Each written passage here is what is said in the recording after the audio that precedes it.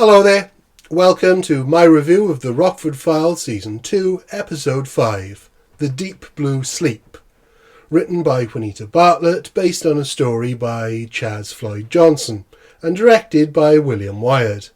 The episode begins with a woman leaving Clark Fashions Limited, who is spooked by a car slowly driving by. We know she's right to be spooked as we get the classic 1970s sound effect for danger. But she gets in her car unhindered and calls a sleeping Jim. But before she can say too much, the spooky car reappears and chases her, eventually catching up with her and apparently killing her. Jim is awoken again, this time by Beth, who has also received a call from the same woman, Margot Adams, and Beth is worried and demands Jim looks into it, even going so far as to hire him to check on Margot immediately. I've got to know what happened to her. All right, I'll hire you. Jim goes to Margot's home, and when he lets himself in, he gets a knock on the head for his troubles. Not too long after, Beth calls Dennis in, and Beth explains to him what's going on. About an hour ago, a friend of mine, Margot Adams, called me up. Then she called Jim. She's in some kind of trouble, but we don't know what, because she hung up on both of us. That's why we came over here. Plenty of intrigue in the episode from the off, as we don't know who is after Margot, or why she needs to be so violently silenced.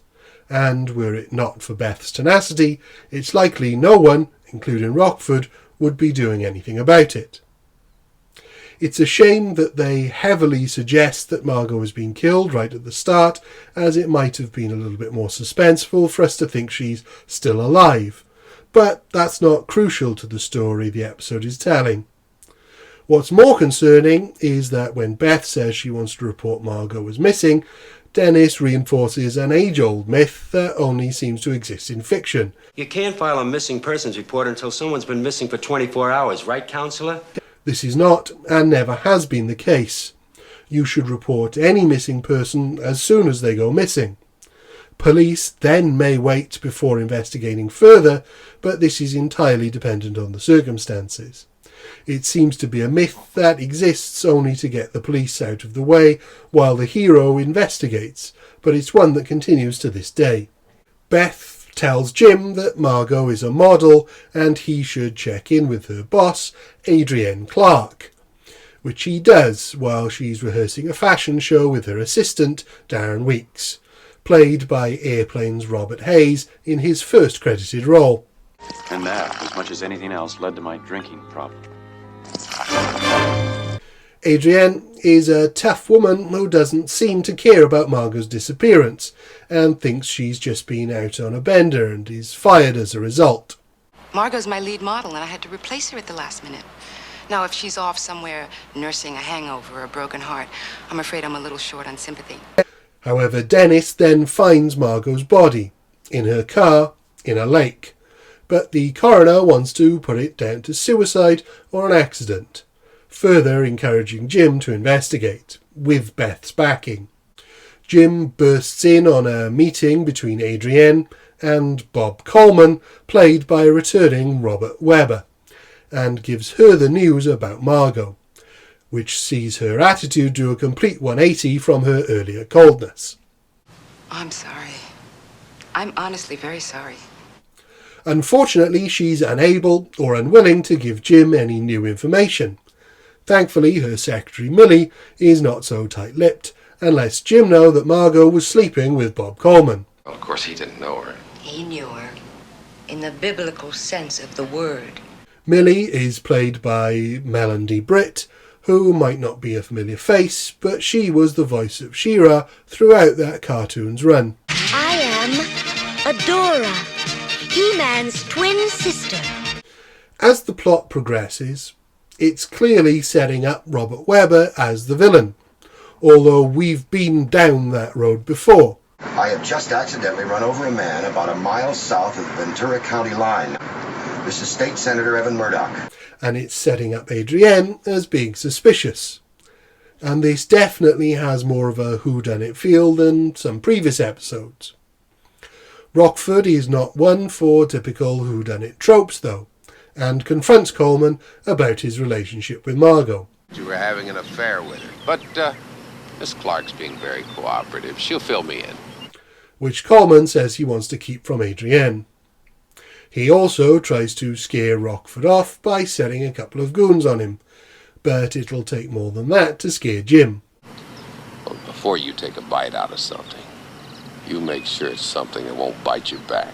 We then get a peek at what Coleman is really up to, as he puts in a call to someone to put the squeeze on Jim, and he clearly suspects who murdered Margot. He wants to know who killed her and why. Now, you guys are blowing it. If I can't trust the guys I'm working with, maybe I'll work with somebody else.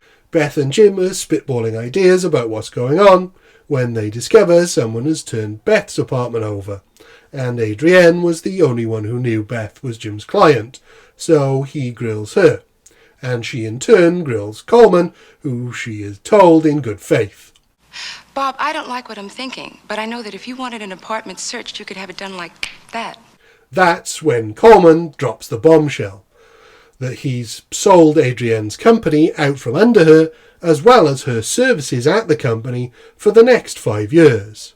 You should always read the fine print. Don't ever take anybody's word for it in business. I built this company. You can't sell it. This causes her to go straight to Jim, and she tells him about what business Coleman is really in. She was struggling in the fashion industry as a black woman from the ghetto until Coleman invested in her company, in cash, which Jim immediately recognised as a laundering operation. And she has a plan to blackmail Coleman into not selling, as she knows he has a ledger with all his dodgy dealings in. Which Rockford thinks is a terrible idea, but he suspects that Margot might have stolen the book, which is why she's dead, and why her and Beth's apartment got an unwanted makeover.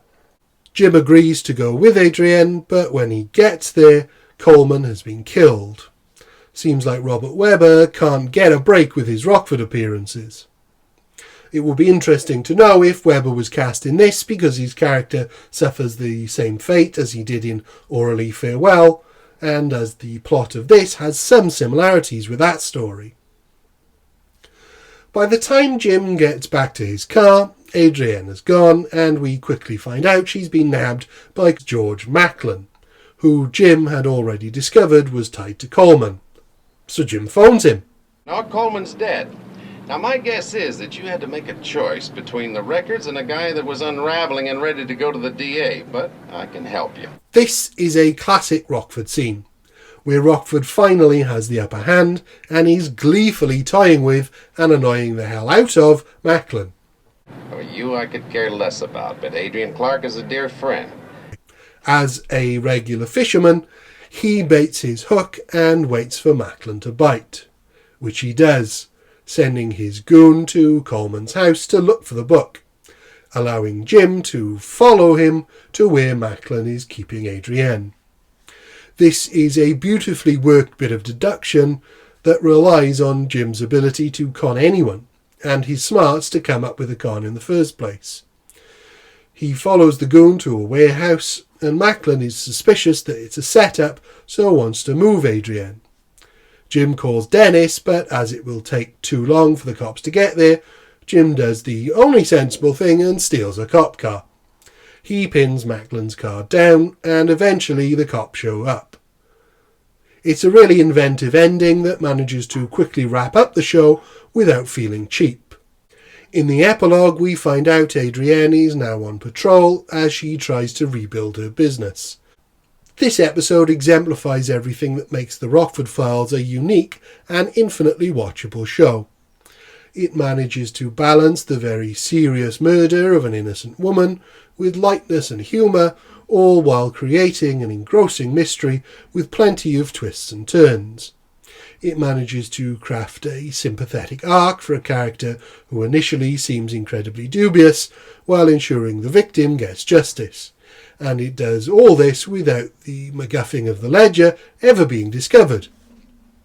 It develops Jim and Beth's relationship, as while they still verbally spar, Jim can tell that this is really upsetting Beth, and isn't another one of her crusades that will leave him out of pocket. The concern he shows for her is genuine too, and completely believable. It's a very enjoyable episode that is easily a 5 out of 5 for me. Thank you. Goodbye.